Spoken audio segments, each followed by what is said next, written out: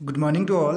आज की वीडियो में बात करेंगे यहाँ पे क्लास 12th एनसीईआरटी का एक चैप्टर है द रेड ट्रैप करके। ये बोर्ड प्रिपरेशन के लिए हमारे स्टूडेंट्स के लिए वीडियो स्पेशली बनाई जा रही है। तो एलटी लेक्चरर वाले भी इन वीडियोस को वॉच कर सकते हैं, क्योंकि एलटी लेक्चरर में भी यहाँ से क्वेश्चंस पूछे जा रहे हैं, जैसे कि आप लोगों ने देखा उत्तराखंड एलटी और लेक्चरर में।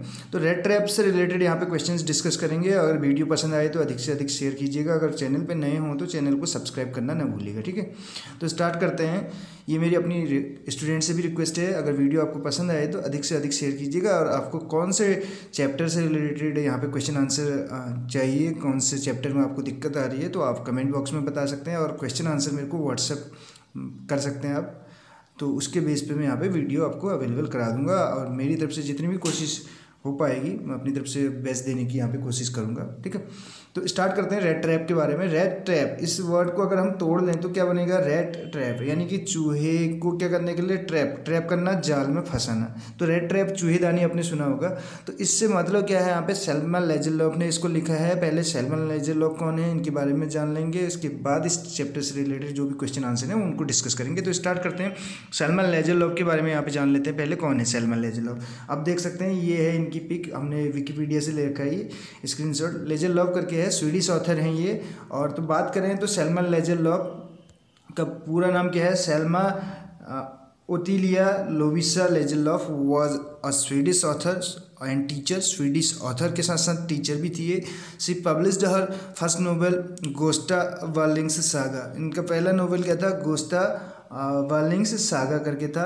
एट द एज ऑफ 33 की एज में इन्होंने पब्लिश किया था। She was the first women to win Nobel prize in literature. और लिटरेचर में पहली महिला थी जिन्होंने नोबेल प्राइज विन किया था। ये क्वेश्चन एलटी लेक्चरर वालों के लिए बहुत ही इंपॉर्टेंट है, तो इसको नोट डाउन कर सकते हैं। She was the first women to win the Nobel prize in literature which she was awarded in 1909 में इनको मिला था ये नोबेल प्राइज। और कल हमने बात की थी किसके बारे में, इससे पहले वाले में हमने पेब्लो नेरुदा के बारे में बात की थी। उनको 1971 में मिला था, ये आपको पता होना चाहिए, ठीक है। तो स्टार्ट करते हैं। यहाँ पे इनका जन्म जो है 20 नवंबर 1858 में हुआ था। मरबक्का करके है स्वीडन में। और डाइड इनकी हुई थी 16 मार्च 1940 को 1940 में। मरबक्का स्वीडन, ये भी सेम प्लेस है। और नोटेबल वर्क्स हैं इनके, नोबेल प्राइज़ यानी कि नोटेबल अवार्ड्स जो इनको मिले हैं, नोबेल प्राइज़ मिल रखा है 1909 में। तो ये था इनसे रिलेटेड जो हमारे यहाँ पे क्या है ऑथर हैं उनके बारे में हमने पढ़ा। अब बात करते हैं क्वेश्चन आंसर की।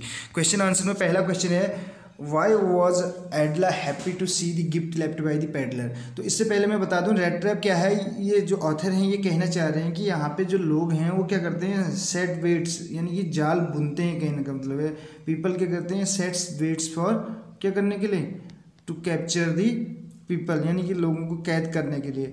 कोई भी इंसान यानी कि कोई भी व्यक्ति इस संसार में क्या करता है, अपने पर्पज़ के लिए, अपने उद्देश्य की पूर्ति के लिए इस तरीके से जाल को बुनता है कि अगला बंदा जो है उसमें फंस जाता है। जैसे कि रेड ट्रैप आपने देखा होगा, चूहेदानी होती है तो उसमें चीज़ और पोर्क रखा जाता है, और उस चीज़ और पोर्क को खाने के लिए क्या, जब चूहा वहाँ पे आता है तो वो रेड ट्रैप क्या कर देती है, उसको ट्रैप कर लेती है।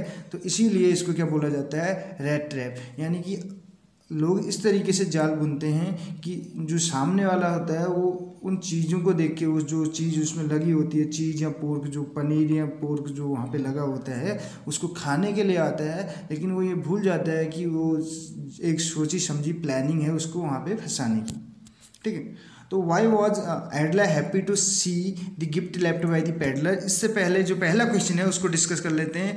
शॉर्ट आंसर टाइप क्वेश्चन हैं ये, आप देख सकते हैं।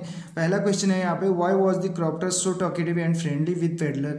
जो क्रॉप्टर था वो बहुत ज़्यादा बातूनी क्यों था, यानी कि बहुत ज़्यादा बातें क्यों करने लग गया था क्रॉप्टर जो है, एंड फ्रेंडली विद पेडलर यानी कि फ्रेंडली क्यों हो गया क्रॉप्टर जो है टॉकेटिव और फ्रेंडली क्यों हो गया, किसके साथ, पेडलर के साथ। पेडलर मीन्स फेरी वाला होता है, ठीक है। तो उसके साथ यहाँ पे जो पेडलर उसका नाम है, तो उसके साथ बहुत ज़्यादा टॉकेटिव और फ्रेंडली क्यों हो गया, कौन, क्रॉप्टर। तो आंसर इसका आप देख सकते हैं, the क्रॉप्टर was an old man. क्रॉप्टर क्या था, एक ओल्ड मैन था, विदाउट वाइफ और चाइल्ड। उसके ना तो वाइफ थी और ना ही बच्चे थे। बिना बाल बच्चों के जो है क्रॉप्टर जो था एक बूढ़ा व्यक्ति था। He was happy to get the peddler to talk in his loneliness. He was happy, वह खुश था, टू गेट द पैडलर यानी कि पैडलर को पाकर, ठीक है, टू टॉक क्या करने के लिए, बात करने के लिए, इन हिज लॉनलीनेस अपने अकेलेपन में।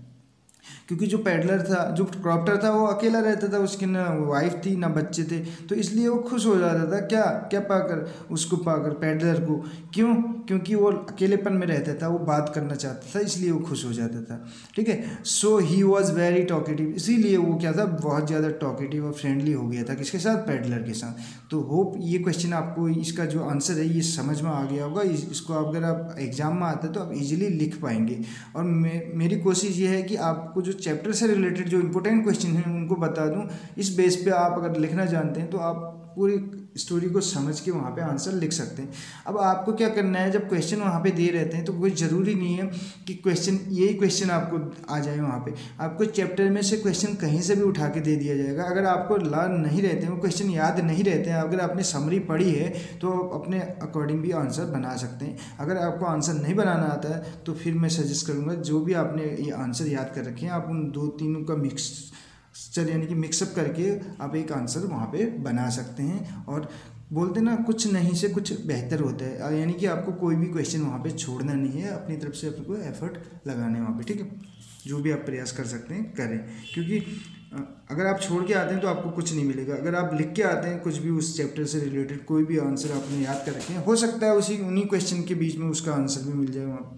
तो कोशिश ये करें पहले कि उन दोनों का, जितने भी आपने क्वेश्चन आंसर याद कर रखे हैं, उनका मिक्सअप करके एक पूरा करके निचोड़ निकाल के आप उसका आंसर वहाँ पे दे सकते हैं। तो देखिए next question, why was Edla happy to see the gift left by the peddler. Edla क्यों खुश थी देखकर, ठीक है, उस गिफ्ट को पाकर। सी the gift left by the peddler यानी कि जो पैडलर के द्वारा क्या किया गया था, छोड़ा गया था, उस गिफ्ट को देख के एडला क्यों खुश थी।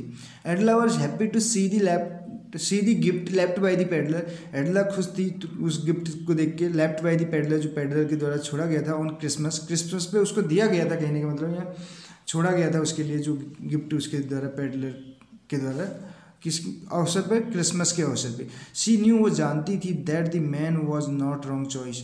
और जो वो ये भी जानती थी, कौन, एडला ये जानती थी, जो मैन है, जो आदमी है, कौन, जो गिफ्ट छोड़ के गया था पैडलर, वो क्या है, उसकी चॉइस गंदी नहीं है, उसकी जो चॉइस है वो बुरी नहीं है, यानी कि अच्छे दिल का इंसान है, ये जानती थी वो। And that he was not a bad man by heart, और वो मन से भी यानी कि अंदर से भी बुरा नहीं है, ये वो जानती थी, इसलिए वो खुश थी उस गिफ्ट को पाकर।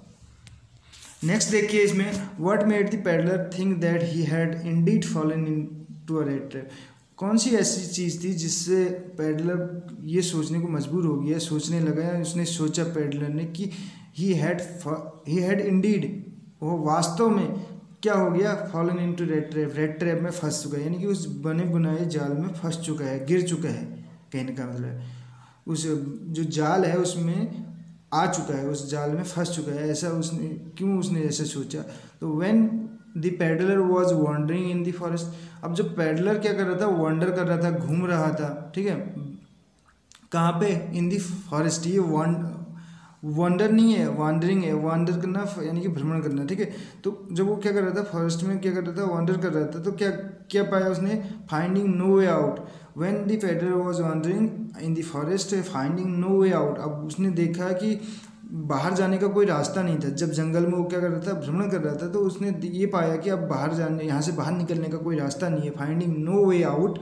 ही रिकॉल्ड हिज थाट्स, इसीलिए उसने अपने उन विचारों को फिर से पुनर्स्मरण करना, रिकॉल करना, दोबारा से याद करना, ठीक है।